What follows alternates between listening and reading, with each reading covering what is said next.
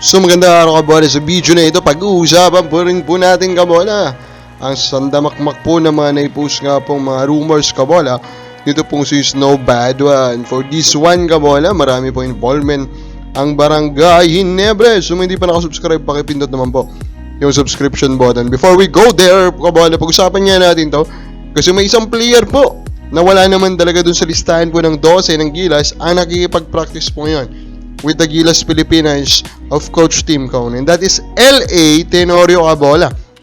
And when he explained Cabola kung bakit siya nandun, of course we know naman, diba? Kasi nga itong si L.A. Tenorio is master na po niya yung sistema. He's helping us both as a player and as a coach, mentoring the players and modeling the players Cabola. Kumbaga, assistant coach, kumbaga po ang labas dito ni L.A. Tenorio. And for me, that is fine, diba? Kumbaga, ito na natin, no?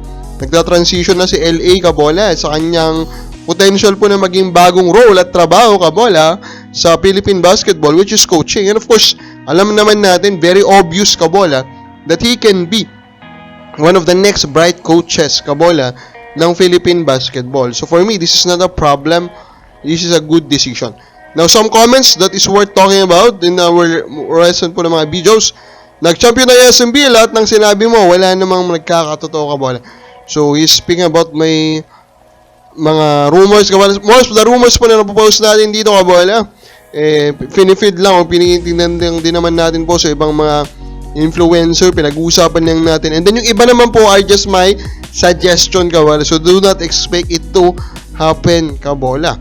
Then sabi ni Rogelio Montero, malabo yan, di bibigay ng Phoenix yan. He's talking about ito nga pong si Rishi Rivero kabola. And I hope kabola na hindi nga po nila ibigay kasi Rivero can be one of their guys that will bring eyeballs to their team kabola. So let us really hope kabola na they will keep him para rin na rin po sa maganda pong parity po ng liga.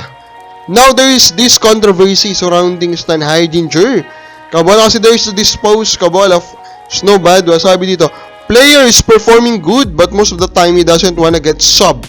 Ever notice it? He would usually wag his hand. But when somebody's deployed at the official table to replace him, so most often he gets ire of the coach kabola. Magpapaburger ako sa mga kahula. Bakit si Stan Heidinger po yung aking nabanggit kabola na player na sinasabi dito?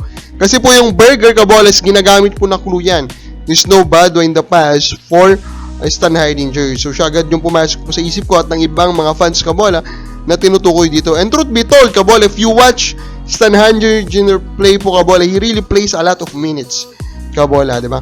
40 minutes plus kabola usually po nilalaro niya.